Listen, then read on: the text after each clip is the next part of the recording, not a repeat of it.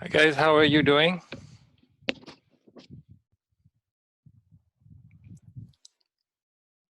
Let me know if you can hear me.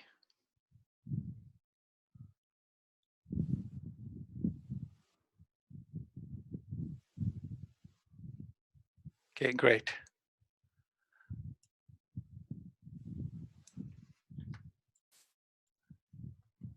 Okay, so while we are waiting for other students to join, if you guys have any questions, I can answer. So I think this will be a good time.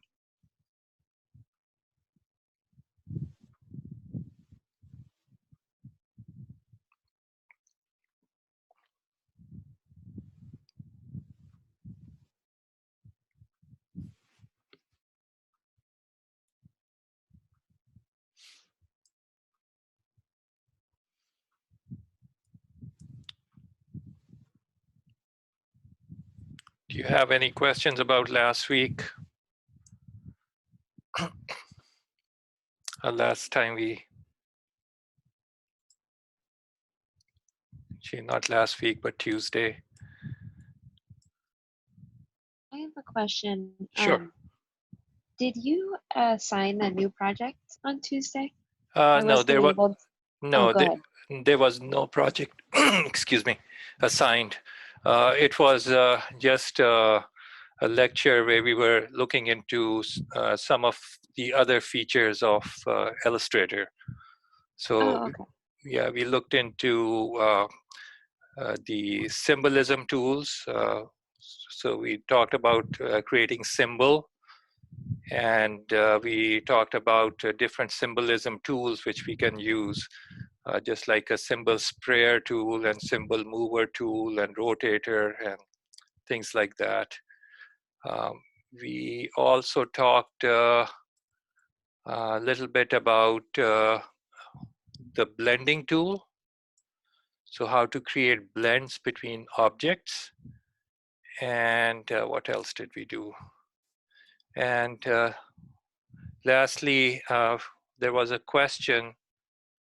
Uh, so I also showed a little bit about how to quickly create a 3D object. We created a vase or a bottle last time, and then we mapped an art. And if you want to map an art on a 3D object you create in Illustrator, that art needs to be a symbol. So before you can apply anything onto a 3D object, so make sure that that is a symbol. So in other words, if you create a, let's say, a wine bottle, and you need to create a label for a wine bottle, so what you do is you uh, uh, develop or design a label, and then take that whole label and convert it into a symbol, and it can be applied to a 3D object at that time. Okay. Uh, Oh, okay, thank you. Is any? that lecture going to be uploaded also? Yeah, I have been a little late, but it should have been up. But I'll make sure that it is up by tonight. Okay, no rush. Thank you. Yeah. Yeah.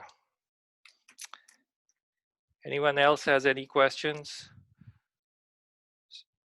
So what we are doing today is, I'm not lecturing today. I was hoping that if you guys can share any of your work, let's look at that. And while you are showing your work, so we can do a little bit of a critique. But at the same time, while doing that, if anyone has any questions, or how this was done, or how can we do it better, or things like that, so I can answer those questions today. So that's all we will be doing. So I need a volunteer today to, let's just check that if you guys can share your screens today. Last time, we were not able to do that. So Jesse, do you want to try that? Yeah, totally. Let me just pull up one of my artworks or one of my projects. Sure. Does it matter which one, or it's just anybody, It anyone can we be want? any project.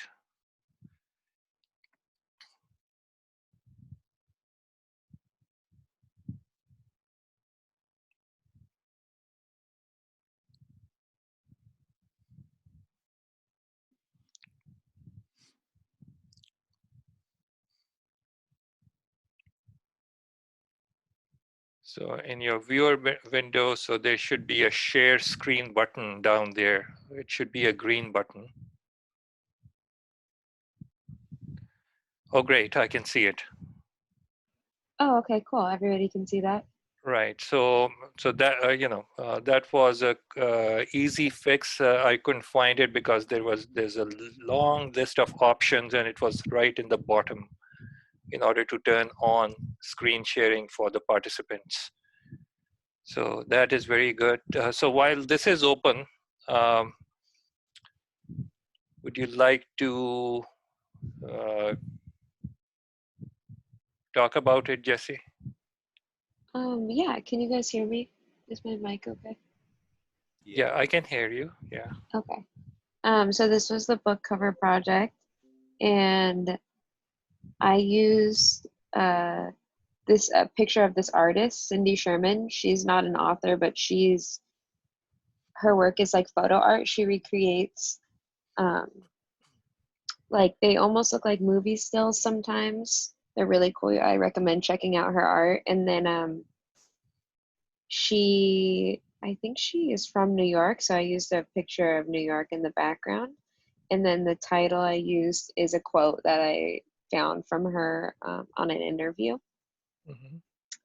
And I changed the colors a little bit. The picture of her was originally more of like a blue hue, so I made that a little more purple, and then I obviously altered the background colors a lot. Very good. Um, Now, when we do our presentations and critique like that, I always ask the participants if they have any comment or suggestions or a critique. So, so you get participation points. And if just like Jesse just volunteered to be the first one to test our screen sharing. So obviously, I give you know people who are first at some extra credits. So Jesse gets some extra credits, and if you have any questions to ask the presenters, or if you have comments, you get points for that. Okay. So while saying that, so I'm going to stop talking and see if anyone wants to have any suggestions, comments about this artwork.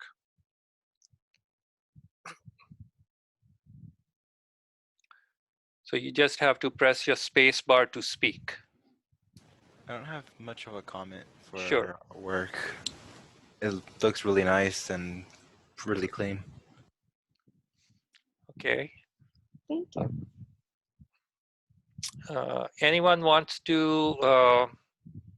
talk about the colors and what type of colors we are looking at? A little bit of color theory we talked about. Warm colors. Okay. Warm colors. And how about the colors of photograph itself? Do they fall in the warm category of colors? The photograph seems kind of like cool colors, but with a tint of purple, which kind of ties in the background, and it's kind of like a good contrast. Okay.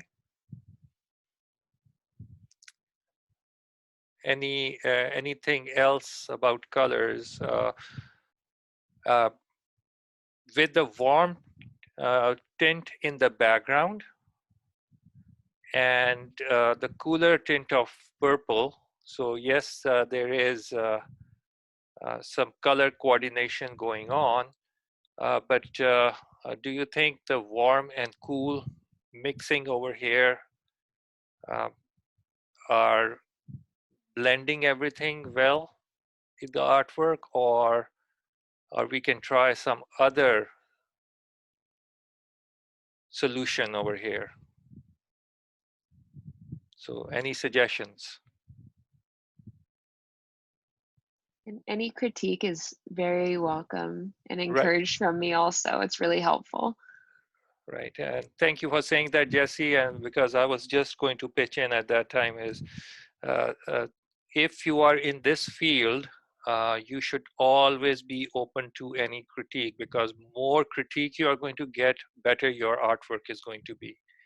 And never get offended by anyone's comments. But usually in my class, so when we critique, so our critique is more towards improving our work rather than putting anyone down. So so in the real world, you will have critique from everywhere. Be open and try to see, from which angle people are looking at your work and which background they are coming from, or any suggestions they are bringing. So you should always welcome. And again, in the end, a decision is yours. So what you want to do with that, but always be open. So once again, thank you, Jesse. Anyone wants to pitch in?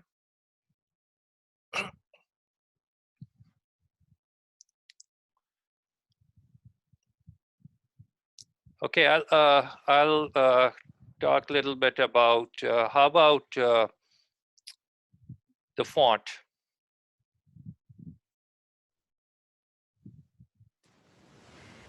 So Jesse, why did you choose this font, and what do you think? How it relates to Cindy Sherman's work?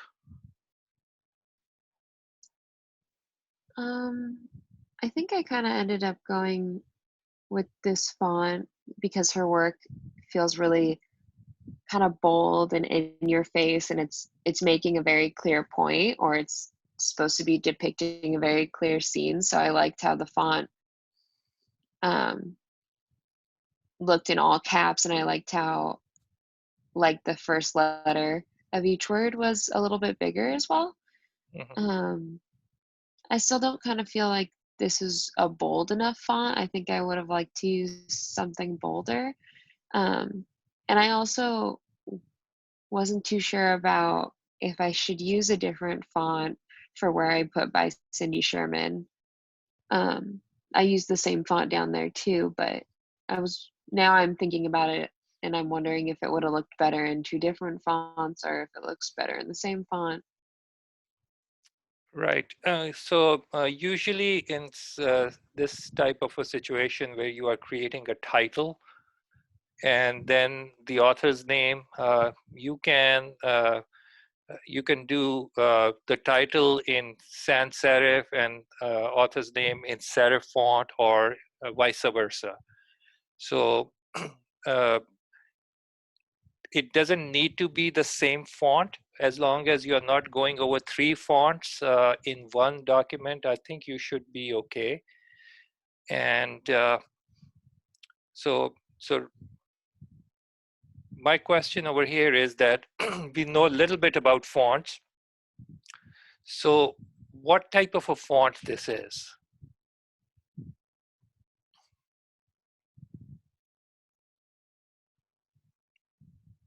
Is that for me to answer, or do you want me to let No, somebody else? anyone can answer. Okay. Serif font? It is a serif font. And what category of serif font? Bold serif? Okay, so there are different type of serif fonts, and this will fall into a category called slab serif.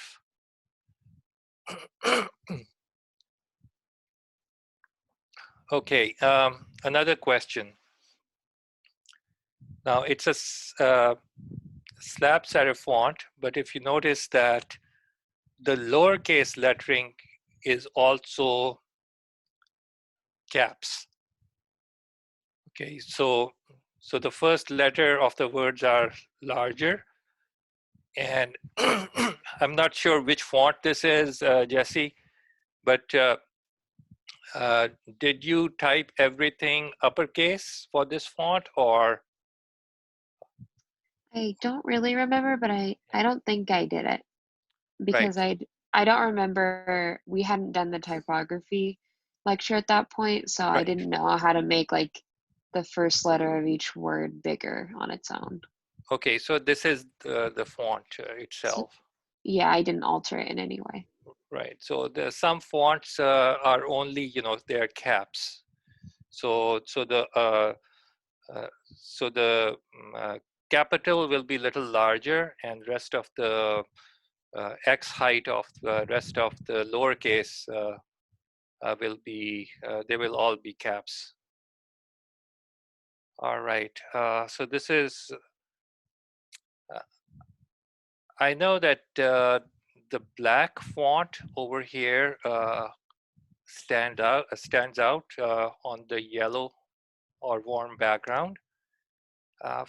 For some reason, I think we need to experiment a little more, uh, and and and let's say that if you're using purple, this purple, so you may want to sample a purple from here, from the font, and maybe give it a black shadow and see how that looks.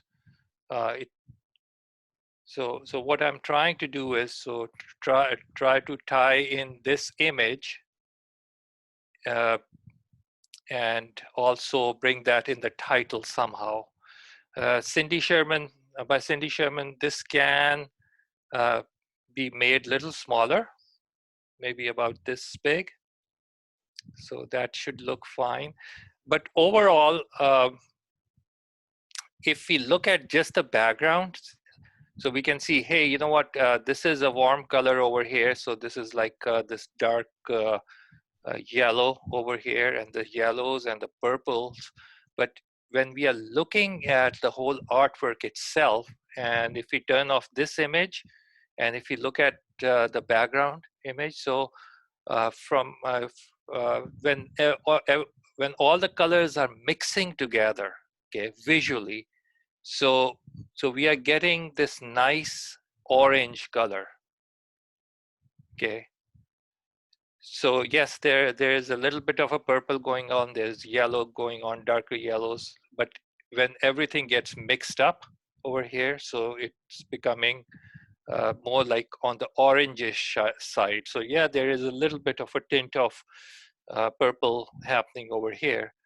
So keeping that in mind, so you may, when you are colorizing this image, you may want to try that orange tint over here and see how that looks.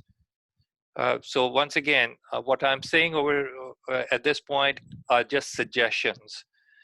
So you may want to try doing that and see how that looks, and if you like it, then you can keep that at that time. But there is always more room to experiment, and that's what I'm suggesting over here. Awesome. I appreciate the feedback and the critique. Did you mean to add more of an orange hue to the picture of Cindy Sherman? Right. So, what you can do is open up this image in Photoshop, Mm-hmm. and you can go in hue saturation. Mm-hmm. And this is already uh, a black and white, not a black and white, but a monotone image. Mm-hmm. So when you are just going to move the hue slider, so you can get different hues, and you may want to try to match this orange and see how that will look. Uh, The another only, suggestion. Pardon. oh, sorry. Go ahead.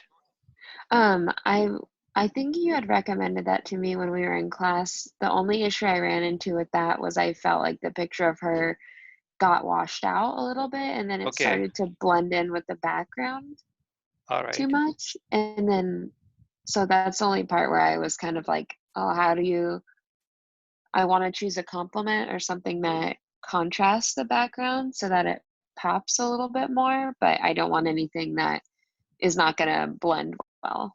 Sure. Okay. So another suggestion will be since Cindy Sherman is a photographer, And this is a photograph. Okay, and obviously, our traditional photographs, which you used to print in your own darkroom, we used to keep these borders, so that is really good. But in order to make it look a little more like a photograph, it over here, so you may want to add a little bit of a drop shadow and see how that looks. So it will also add little dimension, and Oh, it's cool. going to separate the image from the background a little bit too. I see. So that is another thing you can try and see how that looks. And once again, what I'm saying over here is I'm not asking you to do that. So what I'm what I'm pitching in over here is just an idea which can be tried. Awesome. So, I love it. Thank you. I very good. appreciate it. Thank you, Jesse. No problem. Usually when we are in the classroom, so we clap. So we are sort of clapping over here. I think there's a clapping feature in here. There we go. So Nikki is clapping for you. Thank you very Thank you, much. Nikki. Thank you, guys. Anyone else wants to share their work? I do. Okay. And who is that? So I'm sorry, I don't. I'm Janice. Okay, Ginny. So I couldn't see your names. Yeah. So it's I just. changed computers so I can talk. Okay, sure. Well, I'm trying to drop my file in my student folder, but it's not. My folder isn't opening. Okay. Are you dropping it in what folder? Is it student folders, and I'm trying to open my folder. okay? It's not even opening. Okay, no worries, no worries. Maybe somebody else can go before you, and you can figure out if you I can. can go. Okay. All right. Who wants to go? I can go next. All right.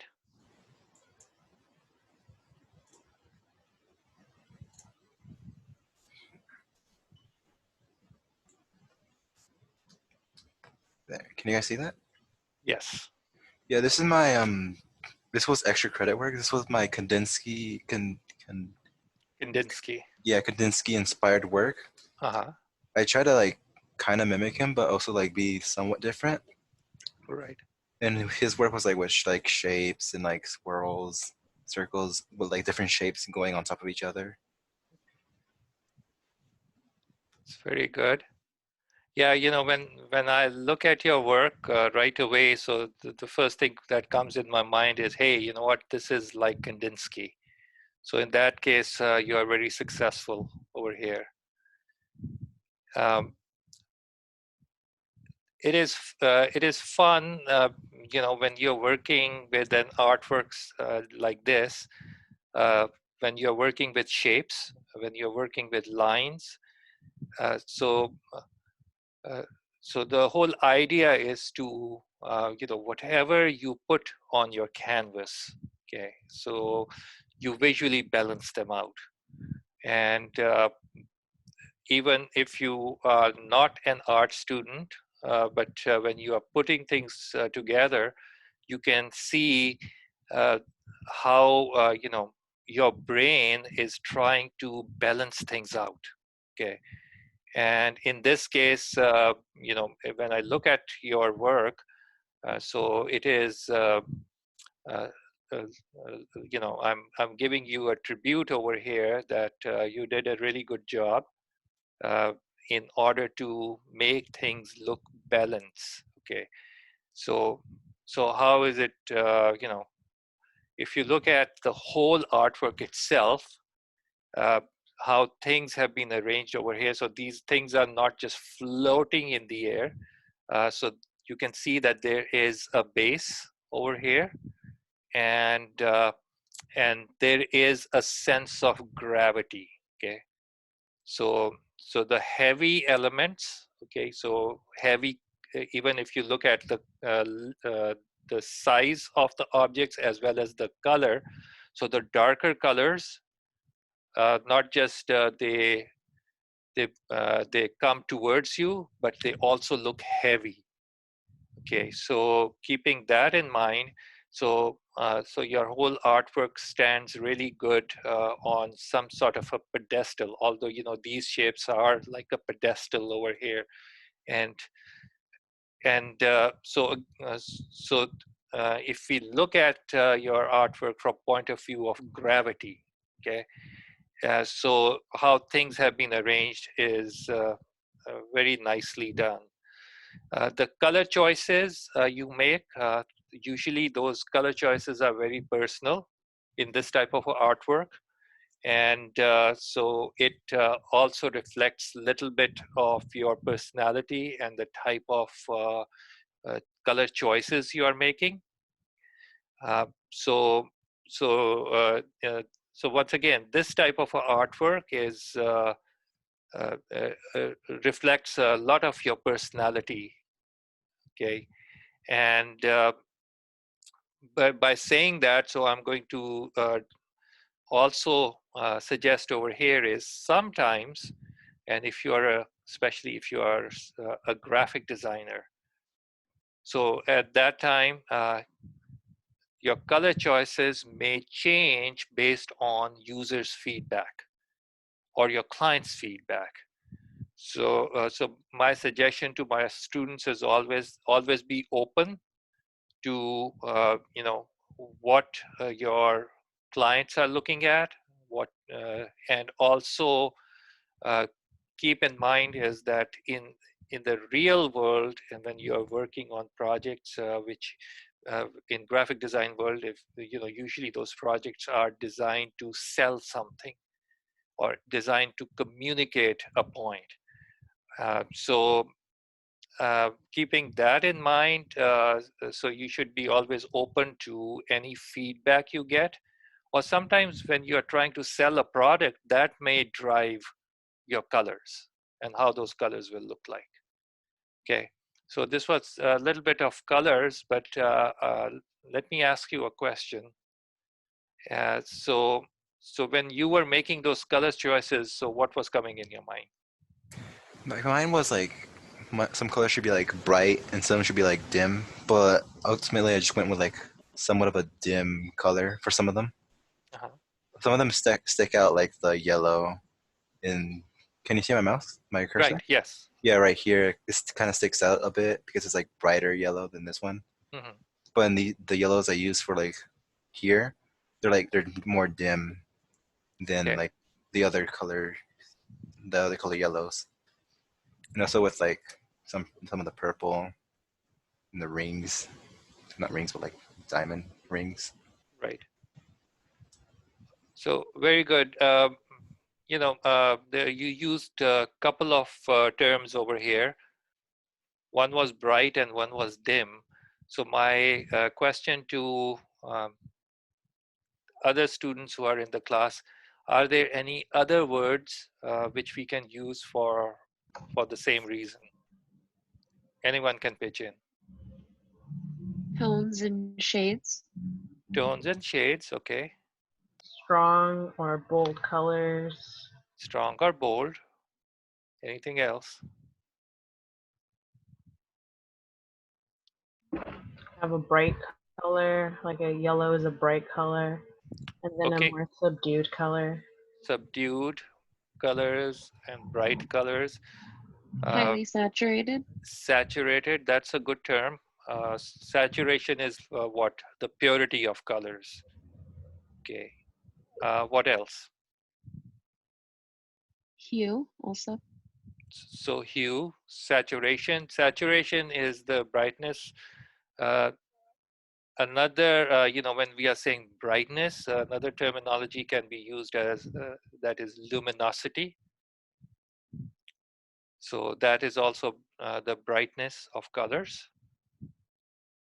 Okay, so as you are working through these software packages, sometimes the tools and sometimes some of the windows which can open up in order to make adjustments may also give you these terminologies. So, more you are going to work with the software, as well as more you are going to learn about the trade itself. So I would highly recommend you, to, uh, you, you know, uh, keep keep keep in mind different terms and terminology. So more vocabulary you will have, so better you will be able to communicate. Okay, so I'm just going to talk a little more about this, and then we can move towards a different student. Okay, so I was talking about balance. I really like the overall balance of your artwork. So if we start from the left-hand side, okay, so this sort of a pillar-like structure with these shapes, and they are holding. So if you look at gravity-wise, so from here, from top of this, so the gravity is shifting down, okay. But then there is this bar which is also holding. So if this is like a triangular thing falling down, and it is not just falling and just suspended in the air, but there is something to hold. So I'm talking about not just physical hold, but it is also like visual hold. Okay, and then um, mostly you have straight lines, but then there is also a more like a free form sort of a thread going this way. So this is sort of breaking the rigidness of straight lines over here. So this is um, also interesting. And not just that, I think this is in your mind, this might be some sort of a pulley holding um, the whole structure, and uh, this triangle thing over here, and a sort of a rotated or falling moon, but these lines are holding it. So once again, creating that balance. Now, this swivel-like structure, which I'm just going to call it as sun. Okay, so but if you notice that it is very dynamic, it is moving. Okay, and when I look at the movement of the swivel, so it is more in the clockwise motion. And although this is floating over here, but at the same time, this rotation, okay, and going over this triangle is also helping to hold this triangle. Although if you notice the structure of this triangle is quite big, and in the physical world, so if you have something, if nothing is holding because it is being connected over here, it will be tilting this way. But this swivel motion is also holding. Okay, so that is interesting. And of course, this area becomes like a space in which everything is trying to fall, or but overall, we can talk for hours on something like this. But you did a really good job in balancing out everything over here. So I know that this critique has gone in a very different direction, but that is the nature of the work of Kandinsky, what Kandinsky is known for. But at the same time, you captured a really good sense of how Kandinsky used to work. So good job, congratulations. Thank you. Can I make a comment? Absolutely, yes. I noticed that all of at the bottom, the gray structures, they look like buildings. So like there's like landscape, and they look like they've been like they're like falling apart to me. Okay, yeah, that's perfectly okay. Yeah. And then it looks like that's been caused by the fan in the middle, the machine thing. Hmm. I don't know if that's intended. And the sun, there's moon and buildings. They they're like flat images, but I I see them as like 3D because I know that's sun and that's moon, but at the same time, there's like in the background that's been the the square that's been blurred out, Hmm. that and big triangle in the middle that makes it look like 2D, and it's really interesting. So this is interesting in a way that, everyone who looks at an artwork like that can interpret it based on their own observations and experiences in life. I know that over here, when I'm looking at it, so I can also start seeing some other imagery in here. So we were talking about this little spindle over here, and then think of this as the fishing line, and this is a fishing hook, and then we can see a fish, a smaller fish, and maybe a larger fish trying to catch the hook. Mm-hmm. Okay, so I don't know if this was intended, but that is something else which I see in here. So, am I right?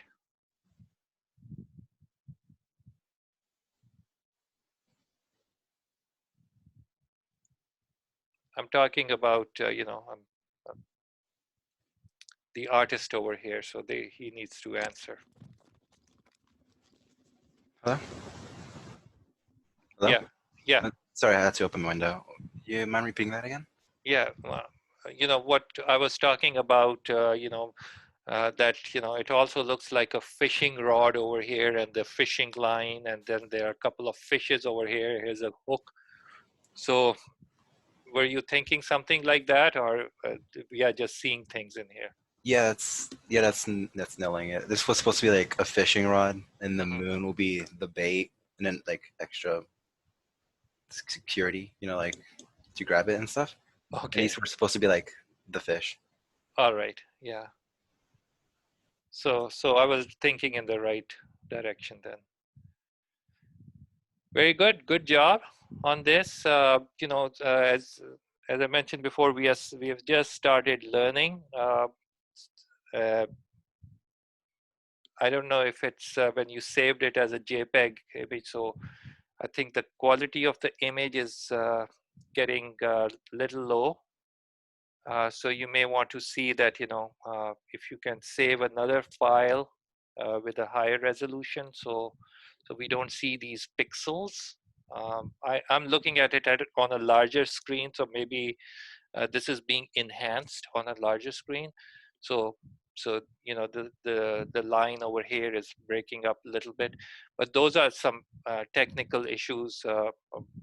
I'm not even going to uh, you know talk about that or critique on this, because this is a 100 class, so we are just starting to learn. But at one point, so you may need to learn how to save your files, and also make sure that when you're saving, when the computer software is adding a compression on your images, so it's going to degrade your image a little bit. So how to stay safe from that. And Illustrator creates vector drawings, and vector drawings should come uh, really sharp and clean. So that is just my critique on this, but again, no points are deducted or anything on this. I just want this to be a learning experience for you, and as well as everyone else. who is participating today. Thank you. Thank you. Thank you. So, and very good, guys. So, who else wants to go? Can I go? Yes, Nikki.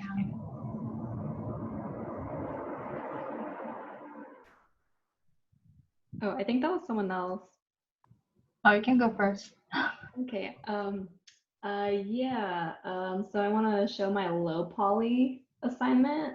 Sure. I'm gonna try this out.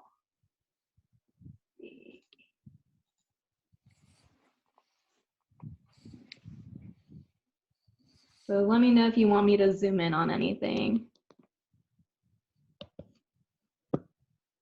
So basically this is like images from a rapper's like album. And I decided I really like the colors from that image, like the blue light showing or just reflecting off of his like really yellow jacket and his white shirt. And I really liked like the shadows and the different colors and everything. So like the blue with his skin tone, I really had fun like trying to figure that out, zooming in and creating like small triangles. And yeah, I just like the colors that I saw. So Very good. So, so basically, I can see some complementary colors over here, and not just complementing colors, but at the same time, some cooler colors, especially with that blue background. This blue in the original image itself. So, did it also have that blue tone on yes, this it on did. the screen? Yeah. So usually, any photographers over here?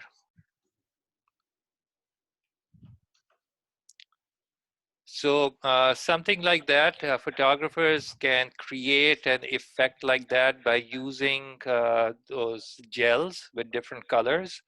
And I have a feeling that when this photograph was taken, so blue gel light was used on this side, and then the warm light on the other side in order to create that amazing effect over here. And I love the brightness of the jacket over here. So it is looking really nice. Uh, now, as far as the composition is concerned, this is a good composition. The only change I will make is, which can be an easy change over here. Personally, I think it might just be my own personal thing over here, is that when I see a person looking towards something, I would like to have little more space on the other side, Mm. unless this image was intended to do something, um, that on the back of the head, so you had to add some text or, a title or something to go on that side from the graphic design point of view.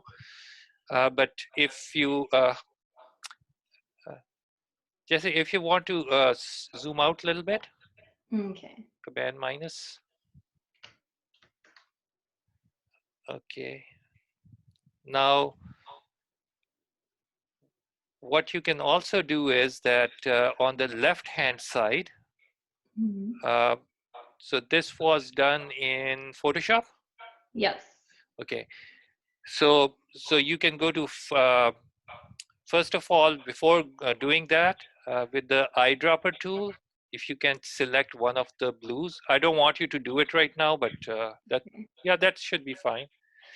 And then once you select that color, then click on that double-headed arrow near the color chip to flip the colors. That is the foreground and the background.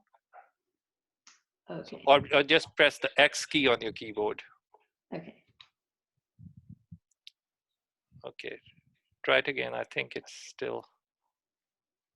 So we want the blue to be in the background. That's weird. Yeah, here we go. And then if you can go to your image menu and choose canvas size. Okay. It should be on the top. Okay. And then you see there where it says anchor. Yes. So click on the right arrow. This one? No, the in middle. Okay. Okay, so this is going to anchor your image on the right side. And then if we change the width, so let's say from 1300 to, let's do 1600 over here. Okay, and let's just say okay to this.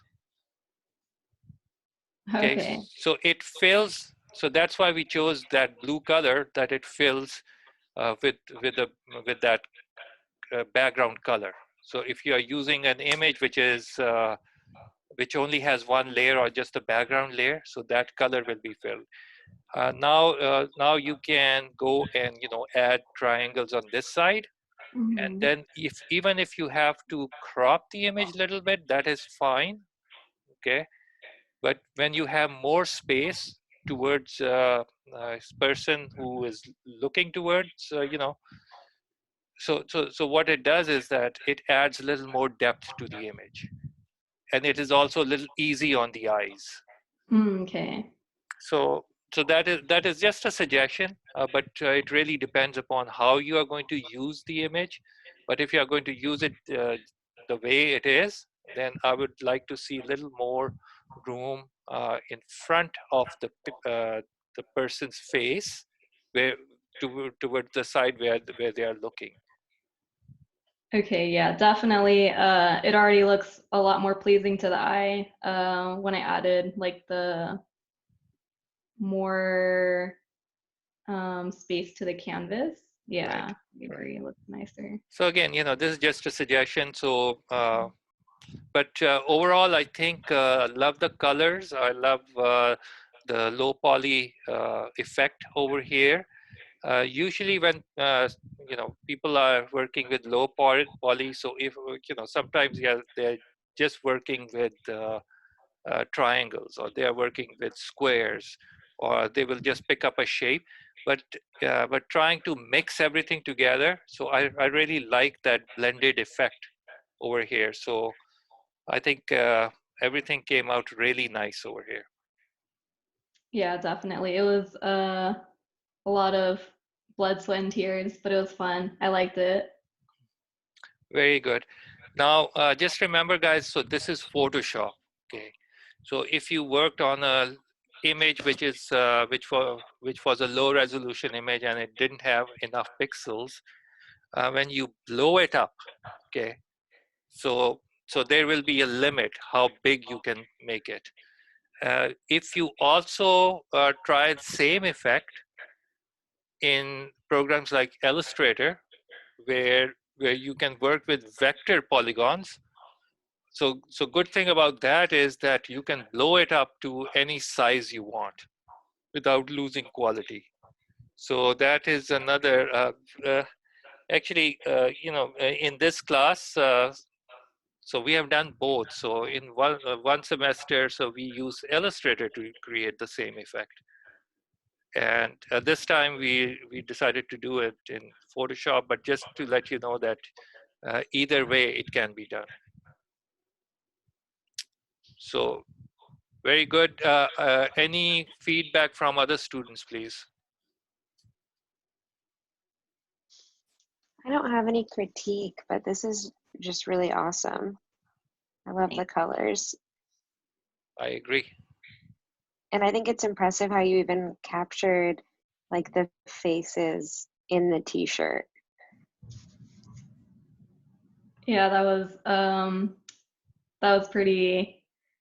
It was both fun and also frustrating. So I'm glad it came out and it looks like it did come out pretty well. And also I was surprised I was able to spell like the letters on his shirt. Mm-hmm. So that came out pretty nice too. What is at the top right side corner? So this was like his album art. So I think on some CDs they have like a little logo on the top right, and it was just kind of like a white logo with black text on it. But I just used like the overall white to just make it look like a rectangle. Oh, Yeah, okay. so it was just like a label, and yeah, I guess I should have just made it all blue because it's a little distracting. See that rectangle on top right? I'll keep it there. I kind of like it because overall, remember in the last presentation we talked about the overall balance. Uh, it does create a little bit of a balance in the image itself. So it is interesting. It's not very distracting to me. But if I look at the overall, the balance of everything, so especially after adding blue on the left-hand side, so it is looking even better at this point. So again, it is your choice. If you want to keep it, that's fine. Or if you want to change it, but if it was me, I might want to keep it there. Okay. Yeah. So once again, good job. Cool. Thank you, and so thanks everyone. we can clap over here. All right. So next person.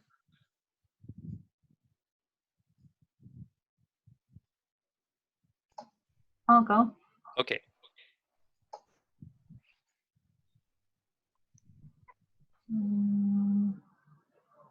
How do I change the screen?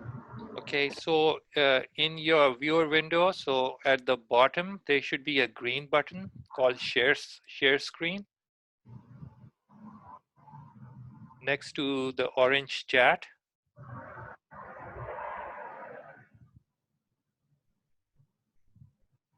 Where? So look at your the window in which you are looking at our names and my picture, and go all the way to the bottom of that window. The chat. Yeah, so right next to chat, there should be a button called share screen. It should be green. It's green on my end.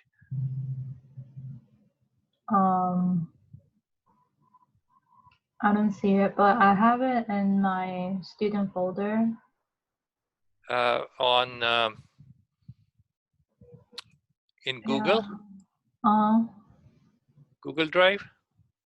Okay, let me see if I can get there. I don't have that open, but I'm going to open that.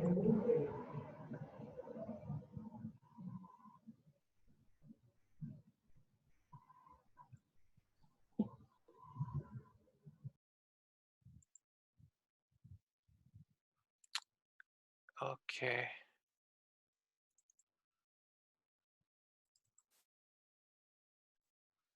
Okay, give me your last name.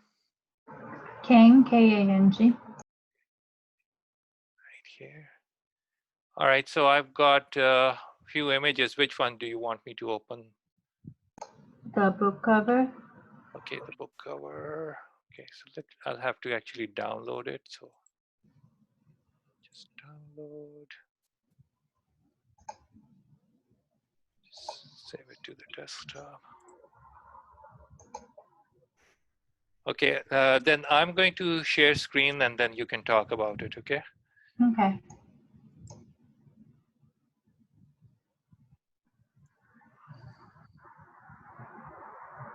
Okay, let's just open up.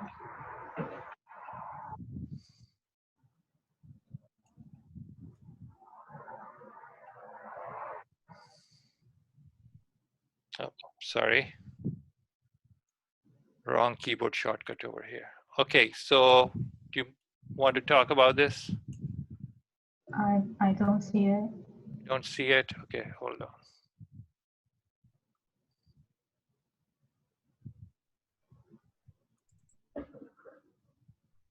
Can you see it now? I see Zoom. Okay, wrong window. Sometimes, I don't know why Zoom switches the windows. Let's just,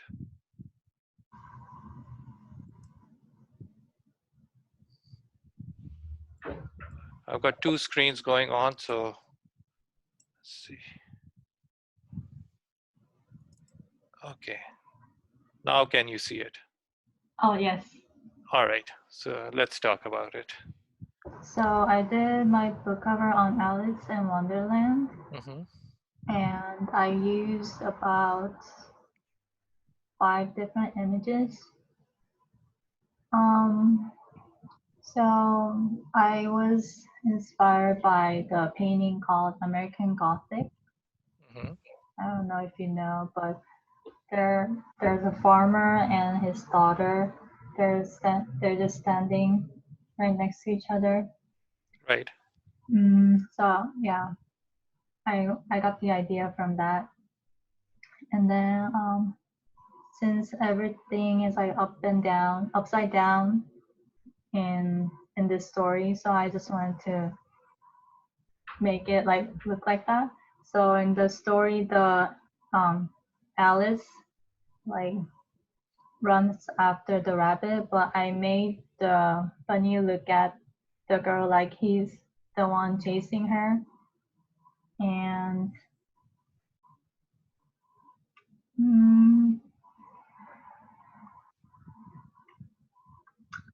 yeah, and I got the images from my collection from runways because my major is fashion.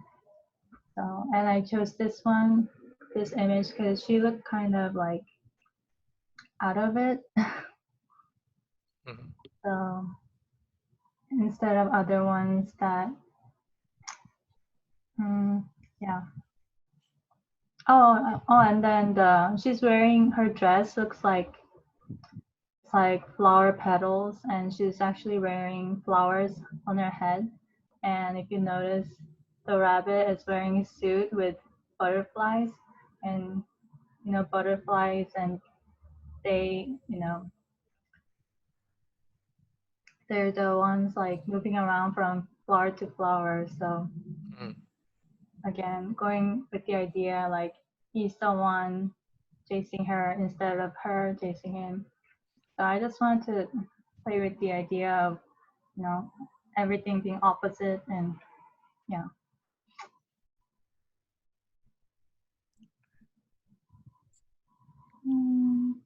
Very good. I think as far as, when you were working on this collage, uh, or we should call it as the photo montage. Uh, So you did a pretty good job over here. And, so the decisions you were making for creating this layout and how you're putting things together, and it was not just random, but you're thoughtfully putting things together and based on what the story is, and so that is commendable over here. So in the story, so yes, there's a rabbit, there's a clock over there, of course Alice is here, and uh, the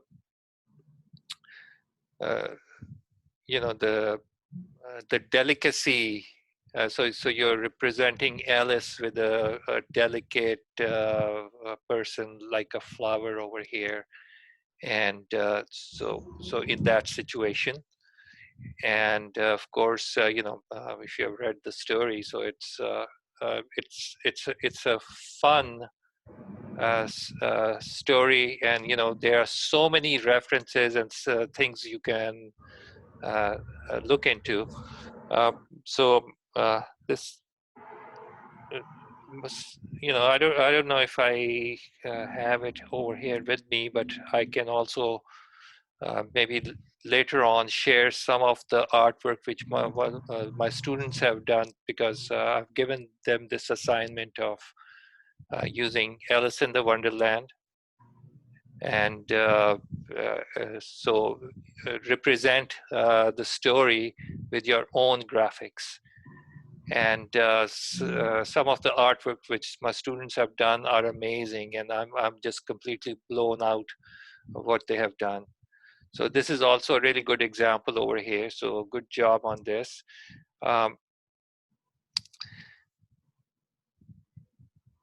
Anyone wants to pitch in any critique or any suggestions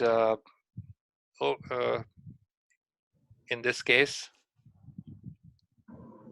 The only thing I would say is the letters are very, very hard to read. So, like, just either remove them completely, because you kind of understand that it's Alice in Wonderland, or just instead of doing the Alice in Wonderland through the looking glass, just do Alice in Wonderland in like a really big font. Mm-hmm. Okay. I was gonna say the same thing as, I think that was Monica who just said that. Right. Or you could even do just like Alice really big, and then I think that would imply that it was Alice in Wonderland. I think that could look cool. But I love the images that you chose and the way you cropped it all together. Looked really good. And that you had kind of a theme going from that American Gothic painting. That was super cool. Thank you. Yeah, I was originally gonna put the title at the bottom in front of the bushes, but that wasn't working out, so that's where I moved it eventually at the top. Yeah, that is something, you can experiment a little more, and maybe rather than using a script-like font, so you may want to use sans serif font and make it a little bold and larger. I know where you're going with this. When you worked on an artwork and some of the details you are looking at, just like saying your background, and you're looking at the dresses, and you don't want to put that large text on top, because that takes away a little bit of the details. Okay, so but from the graphic design point of view, so what I feel is, yes, there is a big title which is missing over here. So I like Monica's suggestion. Either you take away that text completely, or you create a little bolder right title over here. Okay, so that is good. One thing which was just coming in my mind, I don't know if you may agree with that, or so I was thinking that how you explained the relationship between Alice and the rabbit over here, and the kind of dress rabbit is wearing with butterflies on it, and in nature, how butterflies go from flower to flower and flower. So in this case, if you're moving in that direction, so probably the rabbit in that case will should be a little more I should say strong and overwhelming over Alice. And if you look at the balance between two, so Alice is a little taller than the rabbit. I know the rabbit is a short rabbit, so all the illustrations we have looked into. But in this case, if you are trying to describe that, so if you may want to move Alice a little bit down, so that the rabbit is a little more. I don't know where I'm going with this, but even if it makes sense, but you know what I'm talking about. Oh yeah, I forgot to mention, if you look at the original painting, where the rabbit is standing is the farmer, and he's the one looking straight in into the viewer's eyes. And where Alice is standing is his daughter, and she's the one looking at him. So I flipped that too. Okay. Sure. So something to think about. Yeah, I have fun. So very good. Good job on this. And again, in a 100 class, I think your collage, which you have done, the photo montage, the selections, technically, so you did a good job. And it's not easy to make selections, especially if you look at the rabbit's head and the fur of the rabbit. So in order to do that very cleanly, uh, so you did a really good job. One thing I will suggest is that we didn't talk about lighting. So if you notice that lighting on Alice is coming from the Front. uh, front as well as from top left. And keeping that in mind, you may want to, so if you notice the rabbit is little more on the right hand side, but again, we can say that, there is another light on this, but in order to mix everything nicely together, so you may want to also create a little bit of a drop shadow on rabbit, which drop shadow will be a little bit on the dress over there. So it then the face of the rabbit will not look like it's just floating up there. So it will become uh, you know part of the overall lighting of the image itself. I think I did put some shadow and then try to like fix that a little, but then now that I'm looking at it, I need to do that more. Right. So that's going to help a little bit, but I think you did a really good job over here. Hopefully, if we have time in this class, so usually I go over that in my Photoshop class, which I'm teaching, but they haven't given me a Photoshop class in a long time. So I'll take a little more of freedom to show you more stuff, especially, how to select hair in Photoshop and isolate hair from the background. So that can be helpful. So once again, good job. Love that. Thank you. Thank you. So, all right. I forgot that I am sharing the screen. So who wants to go next? I can go next. All right, Monica.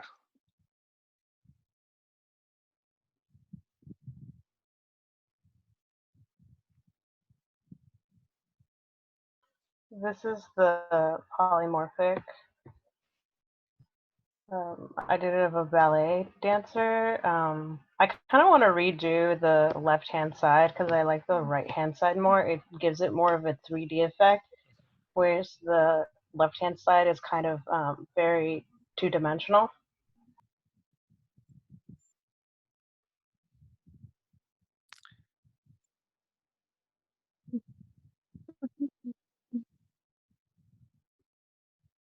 Okay.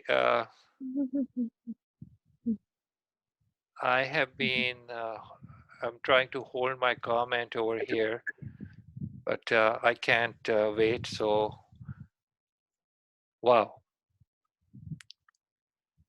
I love that. And, the first thing after looking at all the lighting effect, my eyes went straight down to the shadow and the reflections down there, uh, which came out really nicely. And overall, rather than working more on the left-hand side, you can just crop your image. So the dancer herself doesn't need to be right in the center. Okay, So if you think of the uh, the rule of the golden mean, okay, so you can actually crop out some of the left hand side, and the dancer will be on the left side of your artwork, and the lights and everything is going to balance out really nicely. So that is my suggestion. But if you want to go with little more wider and a panoramic, not exactly panoramic, but a wider look, so yes, in that case, you may want to work a little bit more on the triangles, and you can do it the way you have done on the right hand side. But um, I think larger triangles on the left and little more intricate on the right hand side is also creating uh,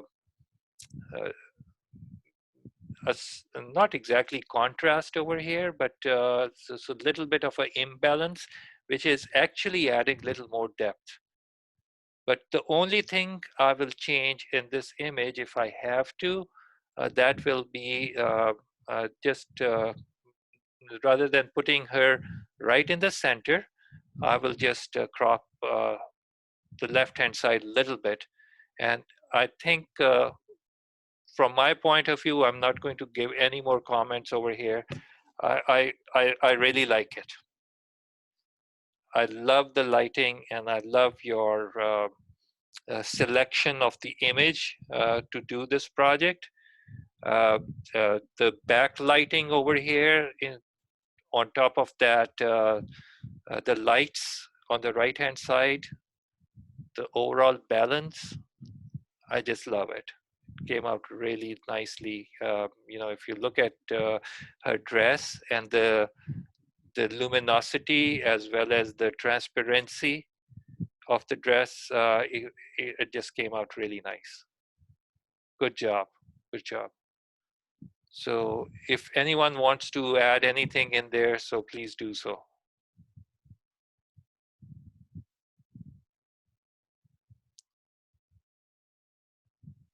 What's the painting called? I'm not really sure what the painting is called. I got it off of I just looked up abstract paintings, and it was just a ballet dancer. Okay, that's really cool. Very nice. I think the tutu was kind of like the more interesting part. Also, the body shape was probably like the most interesting part, just to get that just the triangles to go around the face and everything. Mm-hmm. Well, nicely done. Nicely done. Very good. So let's clap for it.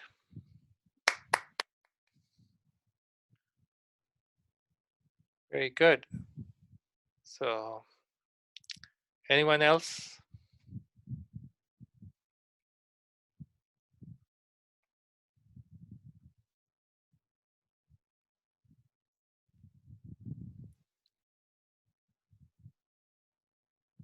Who didn't go so far? I didn't go. Okay. This is Andre. Yeah, so let me go ahead and put it on. Sure. So, are you guys seeing the general screen? This is the Nakatomi Plaza. This is Nakatomi Plaza, December 25th, 1988. We can't see your screen yet. Oh no, okay. Let me see 1 second. Okay, right here. Okay, so this is the general screen. All right. And I'm trying to see. So this is, yeah, so this was the project with typography. It just, what I did was I grabbed, a typical picture on Illustrator, and then I put a layer on top, and then I I basically did a trace. And Nakatomi Plaza, by the way, is a very famous building in the movie Die Hard. It's when if you know anything about the plot of the movie, basically terrorists take over on December 25th, and the main character Bruce Willis, has to stop the bad guys, and the main villain is Alan Rickman, who plays Hans Gruber in the movie. So the movie's kind of famous for a lot of one-liners, and if you look closely into the building, the building consists of the one-liners of the movie. So like it says "Yippee Ki-yay" and "Welcome to the party, pal." So yeah, that was just that was kind of my homage to one of my favorite movies, Die Hard. The building exists in West Hollywood, not West Hollywood, West LA, in Culver City, and yeah, it's just a building mainly built with typography, and yeah, that's just my thing.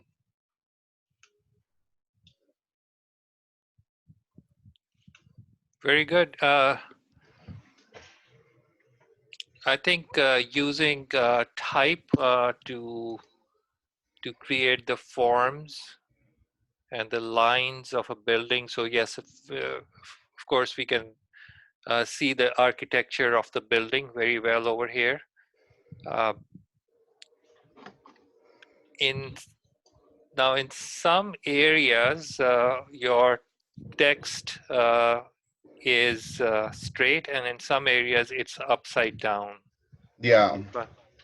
So is it intentional, or I wasn't really thinking about it. I guess I should have put more time into it. I guess some of it was kind of upside down, and I should have kind of looked into the settings. That way, when I did the path tool for the type, it should have gone the other way, but it ended up going upside down. So that was my main issue with it. Okay.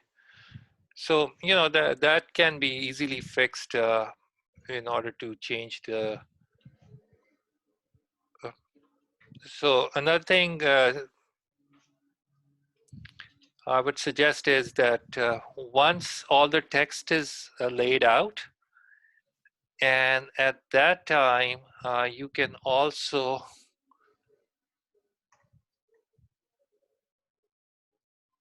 especially with the perspective of the lines. So if we can also somehow manipulate the text that it also moves in the same direction. I don't know if I don't know how to explain that.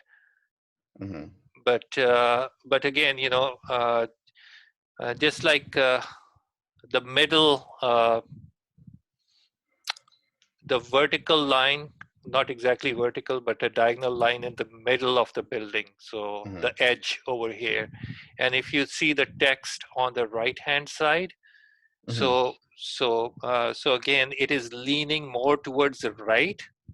Okay, so if you somehow the text can lean more towards left with the perspective, so it will add a little more depth.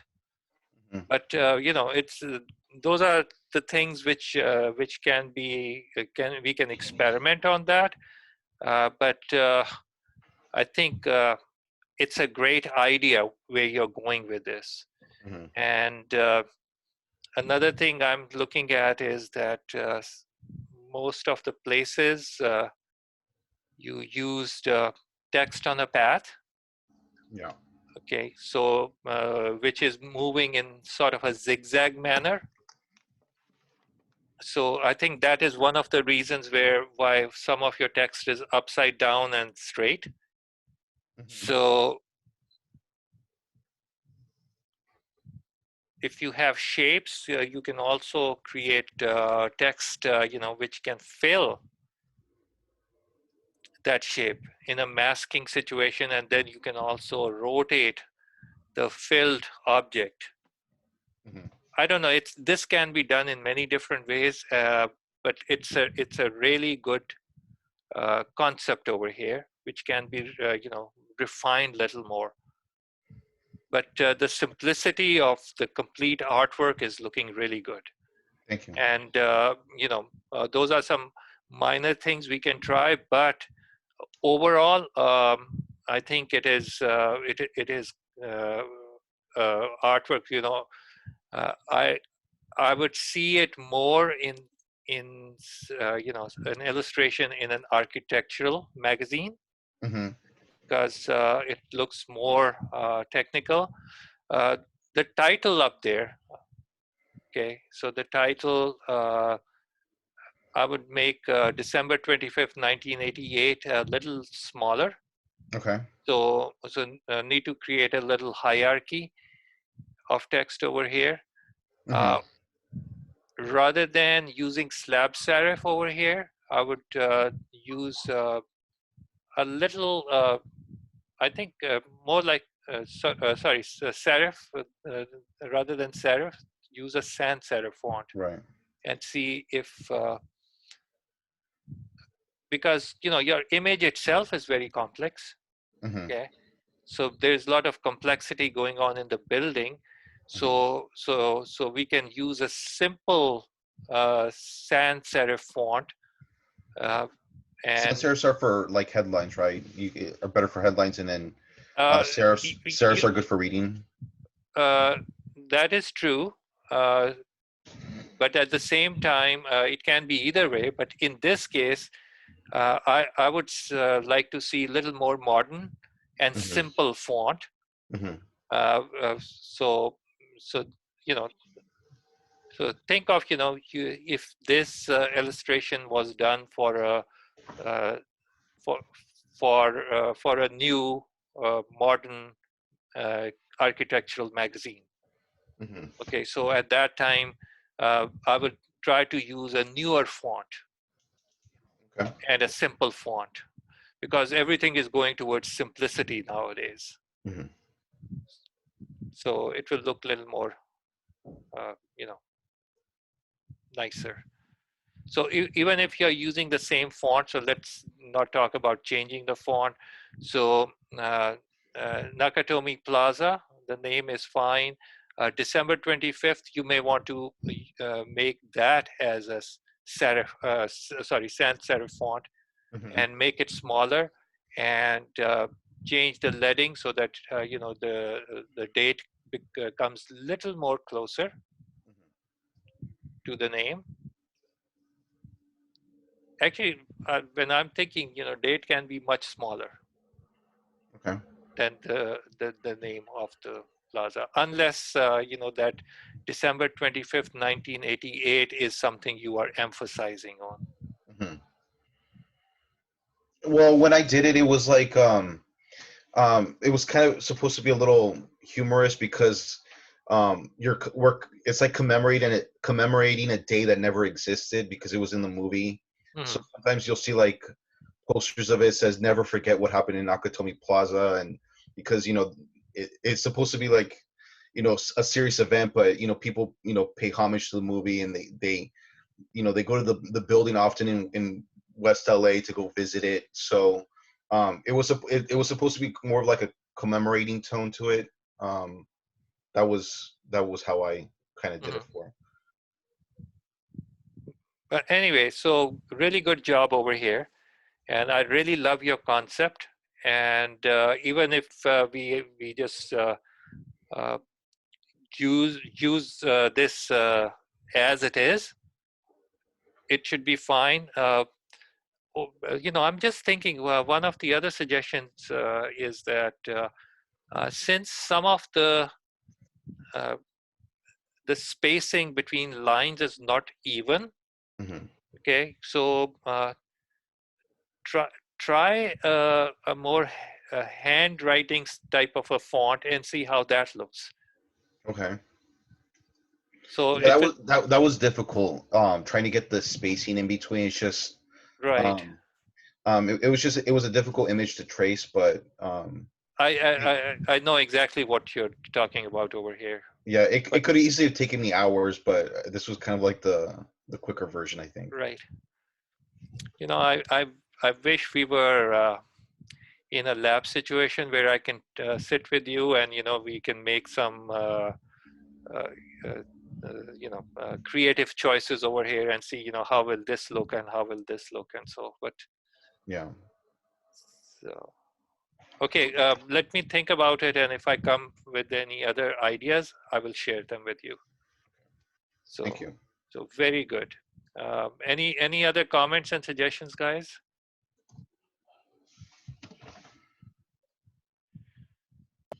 I like the building, but I feel like the background is missing something. Maybe like a sky background, like a faded sky background might be an interesting like addition. Not really sure. I just feel like the background is missing something. Hmm. Right.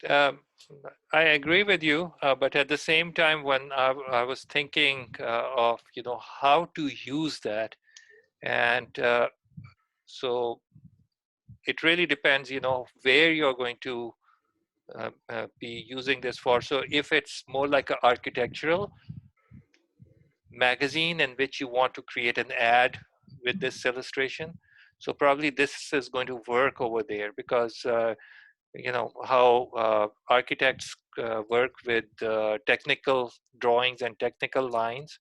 So this becomes part of that industry. In the original photo, there's actually an explosion in the building. Like there's like something blown up, Uh-huh. and in the original picture that I had, it was type, and then there was like like a fireball at the very top of the building. And one of my options was whether to go with that or with whether to just go with pure simplicity. And in the first one, I actually painted the whole background black with the fireball. But I ended up opting to go with just the pure, simple architectural. So it was like I was kind of conflicted. I did like the first one, but I ended up opting for the second one. Very good. But I have again, a question. good. Um, Yes. did you explain why you made the fonts upside down? That was that was just I just had a hard time manipulating the path tool. So if I had more time, I would have tried to look at the settings how to make it the other way around. But it was just it was one of those type of drawings that if you look, there's a lot of detail to it, and I could have easily spent hours on it, and I kind of did it quickly, and it's more of kind of like a draft idea more than anything. So that was Okay. yeah. Yeah, it's a great idea. So something that you can work on later on. When I'm saying work on later on, it can be maybe this semester. It can be maybe in a year or 2 years or 3 years, or when you are working in the industry. Uh, so this is what I tell my students is that when you come up with the idea, hold on to this. Don't say, hey, you know what, just don't just move on, because when you are working on any project, or even if you are doing doodling, sitting in a coffee shop. I wish we can go to coffee shops these days, but if you're just doodling, sometimes there are certain ideas which are hidden, which you can use later on. Personally speaking, I still have some of the drawings from my kindergarten days, and I have this big box where everything I used to do, not everything, but a lot of the stuff which I saved, and sometimes I go through that box, and if I'm looking for ideas, because you have already used that your brain in order to come up with something, and then you can enhance it and you can take it to the next level. It is just waiting for the right time and right project where you can use it. So very good. Would I be able to share the original picture? because I just want to show the trace. Sure. Yeah. So this was that's the original picture, and you could see like there's a fireball at the top, and then there's like kind of night. And what I did was I traced it, but yeah, the original idea was to kind of have the building in type, and then have the night sky, and then the fireball. But I don't know, it kind of looked funny. It just I just ended up going with something simple. So, Right. but basically, what I did, this was the first layer, and then I just traced over it, and then you could see like just tracing over it. There's not like clear paths. It would have been difficult to trace. I kind of it's something you have to put a lot of attention to detail. And if I had a higher resolution JPEG, it would have made my life easier. So, Right. yeah, that's it. So, just last thing about this is uh, when you were doing the text, so you are trying to do it on a continuous line. So another easier approach will be that you can just create the shape of the building areas, and then you can fill that shape with uh, with another block of text. Okay, so which can be done separately, and then it can be masked into those shapes. You know what I'm trying to go with? I got to see it for sure. Yeah. Okay. Okay. Yeah, if I Okay. see it, but yeah, Yeah. it definitely. Maybe next Tuesday remind me, so Mhm. I can just give you a little bit of a demo and see. I'm quite different than many people. So a lot of people try to go in too much details. I'm not that type of a person. I always try to find shortcuts. So if there is a easier way to do it, if it's a quicker way of accomplish, once you get the idea. So after looking at your work, so I'm coming up with different ideas in my head. So maybe that can be a good thing to share with everyone next time. Yeah, I mean, I've seen it in other type of drawings where someone was doing a whole stadium, like they were doing the Kansas City Chiefs stadium, and all the type was made up of all former players in that team. So there's similar ideas, and then they did different colors of the typeface. So it was a colored typeface. It's an idea you can kind of go very far with. Right. So technically, there are many different solutions. So that's the beauty of this work, this field, is there is no one solution, and so there are many different ways we can do things, and so the whole idea is that maybe next time we can explore a few more ideas and say, this is just a learning experience. Very Thank good. you. So good job. Love it. Thanks. All right. Anyone else wants to go?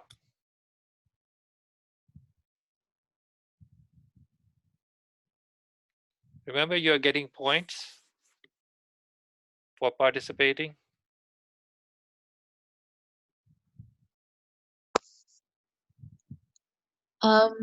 I'm afraid my part is gonna be a little later. Okay, It's that's okay. As long as you're willing to share next time, maybe. Thank you. How about Hye Young?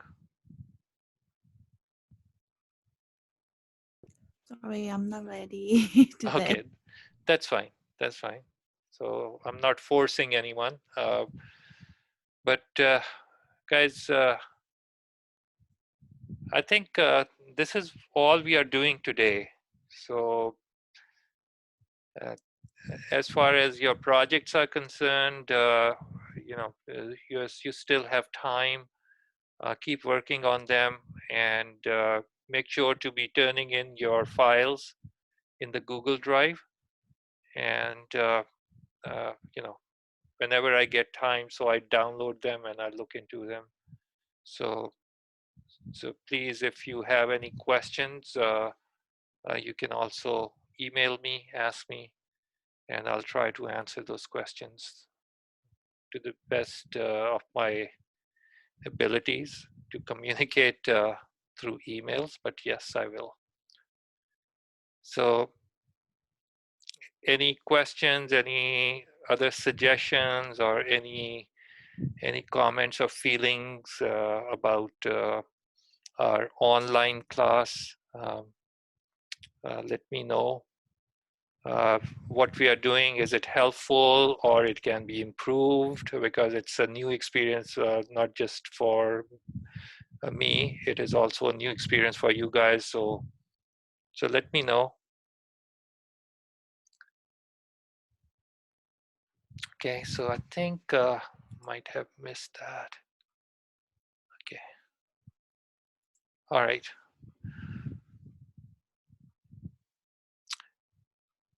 Very good, guys. So I think that should be it for today. And we will see each other on Tuesday. And once again, just keep working on your projects, and we will, I think we will survive this. All right, guys. You guys have a nice rest of the evening, and whatever is left of that. Nowadays, for me, there's time has no value over here, so my days and nights are completely off. So I'm looking at the clock over there, and hey, because I know that I will be working all night, and probably I'll be sleeping all day tomorrow. So, all right.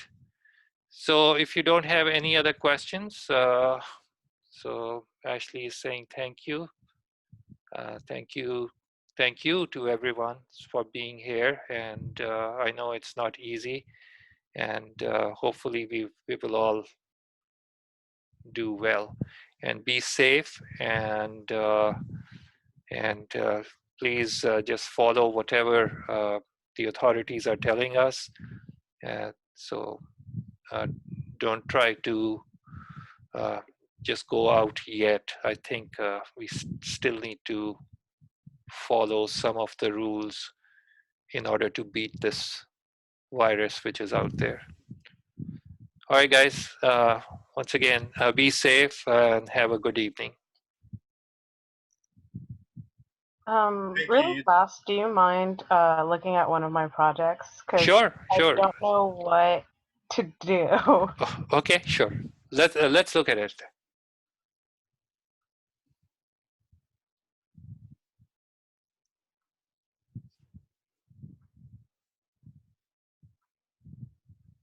Okay, so I was also doing this Alice in Wonderland like book cover, and I kind of I'm not really sure what to do, because I think there should be a border, but I don't know what else either to add or remove to make it look more, I don't know, better, I guess. Okay, the first thing which struck me when you opened this image was the font. I would change the font, because this font has been overly used. What is the name of the font? Do you remember?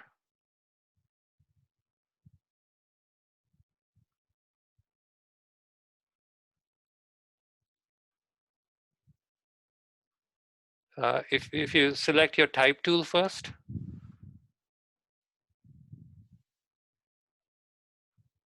and click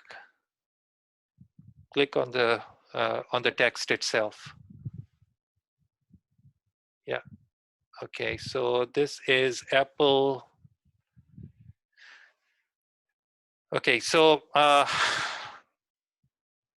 this is a font which is as old as the first version of Photoshop. So you may want to find something interesting and better.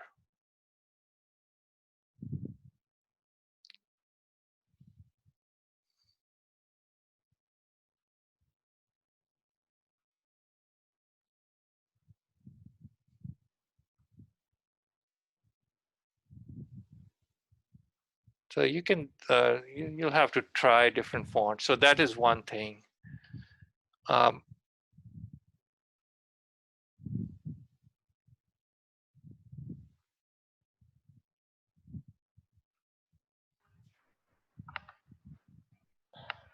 of the I had a border, but I don't really like it. Okay, let's see. Yeah. Yeah, if you want to use this border, so I would suggest it doesn't need to be that dark. Maybe you know, you can do Command I on your computer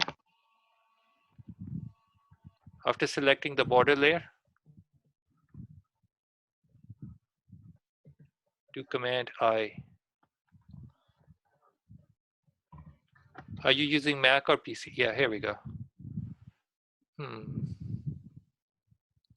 Try reducing the opacity of the border. That border is there, but and let's see how that looks.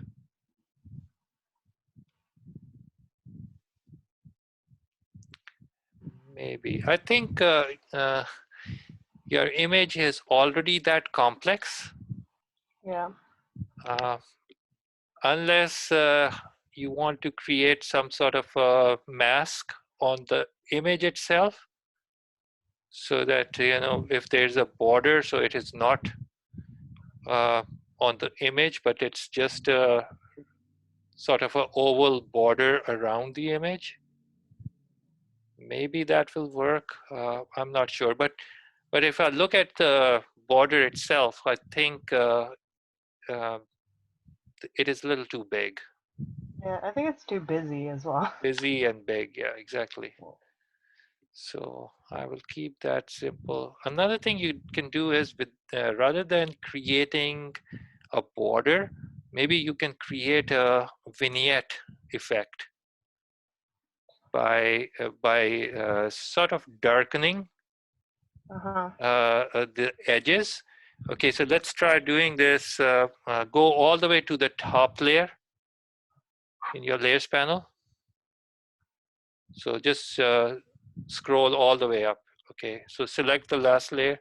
Now create a new layer over here. Okay, and press the Option key and then Delete key.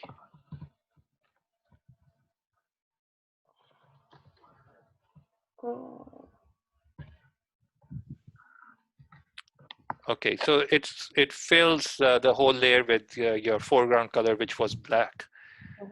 Okay, so now select your selection marquee. Actually, let's do it through a mask. So what we can do is, let's just select your selection marquee and use the elliptical marquee. You see the rectangular marquee, and click and hold on that. And elliptical marquee. In the options bar, up here, so where it says feathering, let's make the feathering on top, options on top, right? Feather, yeah. So let's make it about 40 pixels. Maybe we'll have to increase that later on, but okay, so I want you to draw a marquee. So basically we are going to cut a window from here. So really big. Press your space bar when you're doing that, so that you can move the marquee inwards. Press the space bar, keep holding the space bar and move in. Let's try again. So as you are drawing, if you hold the space bar, you can move the marquee wherever you want to place it. So while you're drawing, so make a marquee first. Now press the space bar and drag right and left. Okay, let's keep it over here for right now. Okay, so in the layers panel, at the bottom, first, second, and third icon, so you create a mask. No, the other one on the left side, yeah. Okay, now this is an opposite mask than what we need. So no, just click on the mask itself, not on the layer. Yeah, and do Command I to invert it. Okay, select that and yeah. Okay, so now now you take the opacity of this layer and start reducing it and see if you can tone it down. Okay, so somewhere over here. So what we are trying to do over here is that so create a sort of a vignette effect, which creates a little more focus in the center. Okay. So you know, you can now in our case we use black, but you can use any of the dark hues. So you may want to pick a hue from within your document, and then instead of black, you can use that. You can easily change that by now selecting the layer side with, you know, the black part of your layer. Yeah. Okay. And then with the eyedropper tool. Okay. Yeah. Cancel this out. So with the eyedropper tool, select a hue.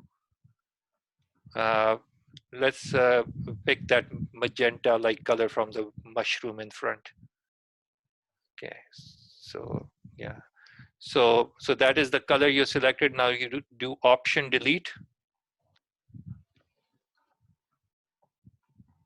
Okay, so now you're using that hue, and then work with the opacity. And if you even have to darken that, so you can also use levels adjustment. Okay, cool. Thank you. Okay. So again, you know, play around with this image. I think it is interesting. I didn't like the font. It is a good font, but again, you know, we have seen it so much Yeah. that you know, in many years and years. So if you are doing a new artwork, I would say that use something newer. Another thing you can also try is select the layer just below it, the layer number 2. Okay, and then in the layers panel, go to adjustments, the circle which is half black and white. Okay, and from here let's do levels. Okay, so your levels adjustment is looking at the whole image below this, not including the vignette we created. So now let's move. You see the sliders under the graph, which is histogram. Yeah. So go to the left slider and move it in a little bit. So what we are doing is we are creating an overall contrast in the image. So I don't know if you want to go that route, but again, you know, it can add a little more clarity to the artwork. Okay. Oh, okay. Yeah, I see it. And then, you know, once you find a point where your darks are looking good, then you can move to the next slider, which is the gray slider, and then you can either tone it down by moving left. Okay, and then you can find a nice balance where, you know, so if you're adding more white, if you move the white towards left, so you will be adding more highlights in there. But in this case, I don't think you need a lot of highlights. It was just the midtones and the darks to be adjusted in order to make it a little more clear. So now you can see that, you know, that big mushroom. So the reds in that mushroom have also, you know, they've become a little more saturated. Yeah. All right. Okay, thank you. So very good. Good job.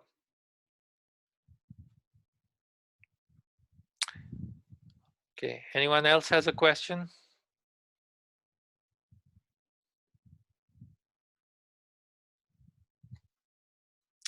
All right, very good, guys. Once again, have a great evening. So just remember, if you have any questions, just just write them down, and maybe you can ask them next time.